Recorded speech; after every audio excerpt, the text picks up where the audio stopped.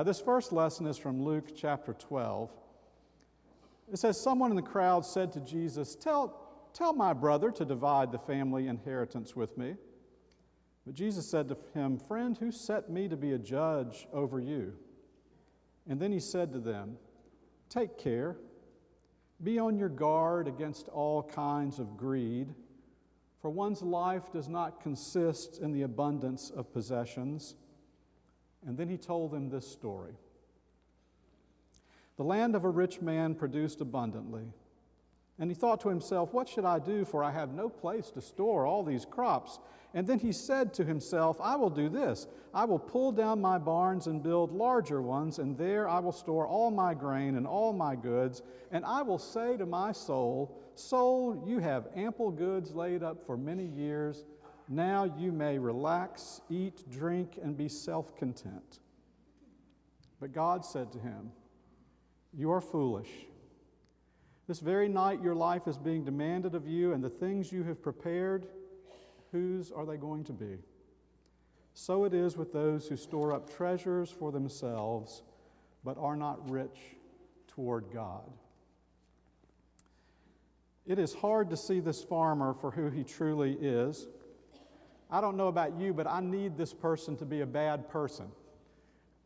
In my mind, somehow I need this farmer to be a bad person. I need him to be a thief or a criminal, or to have somehow not paid his taxes and accumulated this wealth. I need him to mistreat his workers in some way. I need this farmer to be a bad person, because otherwise this farmer doesn't look a whole lot different from me or you, and I really need him to be a bad person. Of course, the simple truth of the story is the soil and the sunshine and the rain made him a wealthy man. And he was very careful and very conservative and very frugal in his lifestyle and in his living. He's not a bad person. Jesus never called him bad. The only word that's ever used in this story to label this man is foolish. He was just foolish.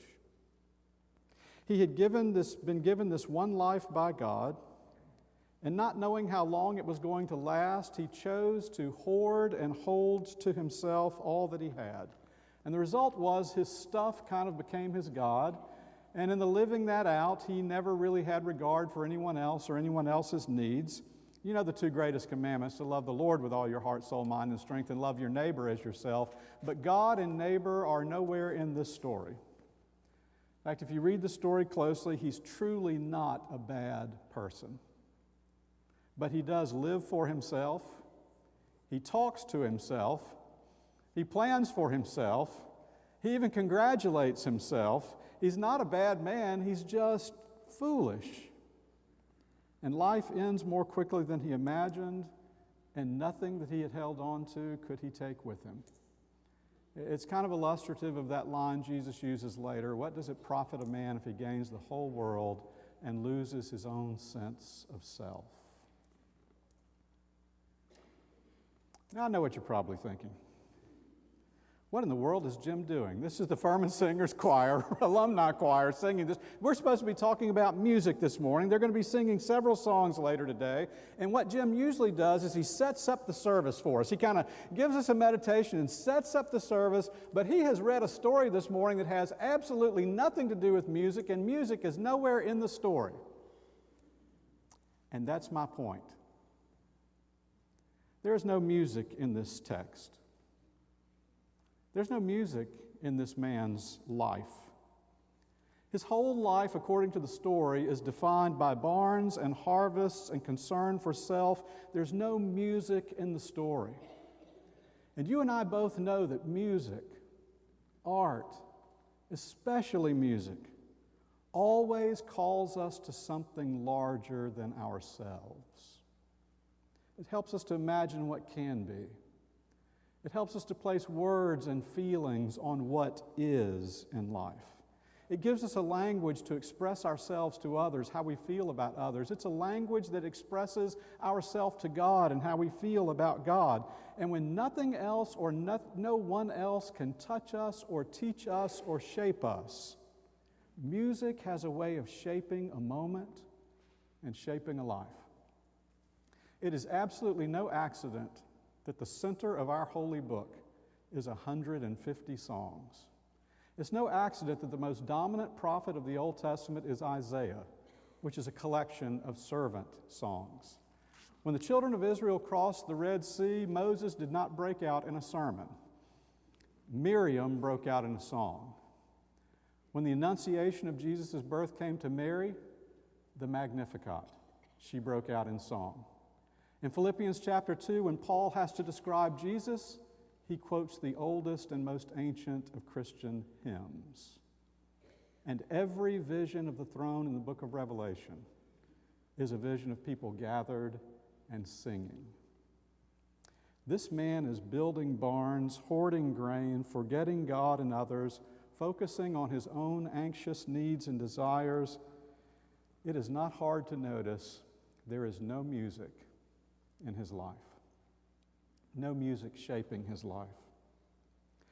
I don't know about you, but I could tell the story of my life with music in the background. And I'm sure that you're going to daydream a bit for these next 30 seconds. As a preschooler, I can remember my mom walking around the house getting ready for work while she played These Boots Are Made for Walking by Nancy Sinatra. It's vivid in my mind, vivid. I was adopted. I was put in a blue Buick Skylark and driven from Mississippi to Arkansas, and Send a Letter Maria was playing on the radio. Never forget it. Songs in the background. I rode my bike to a record shop when I was in elementary school and bought my first 45. For those of you under 50, these are really small round discs that spun at us. Bought my first 45, Shambhala by Three Dog Night. I was in youth choir. We sang Poor Man Lazarus, Someday My Lord Will Come, Light Shine, Celebrate Life.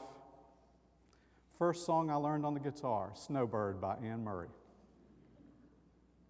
High school, too many to name, right?